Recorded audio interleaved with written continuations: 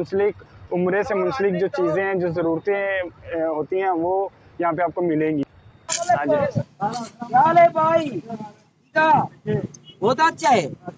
माशाल्लाह तबारक इंडिया पाकिस्तान पाकिस्तान जिंदाबाद पाकिस्तान जिंदाबाद। इमरान खान जिंदाबाद इमरान खान जिंदाबाद। नवाज शरीफ शाबाश नवाज शरीफ था।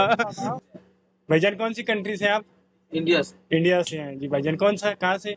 यूपी यूपी से। मेरठ से। मेरठ से। ये भाईजान ड्राइवर है हमारी बस के। ये जो आप अभी मैं दिखाता हूँ, ये पिलर देख रहे हैं ना जो आप, ये पिलर हरम की हदूद है।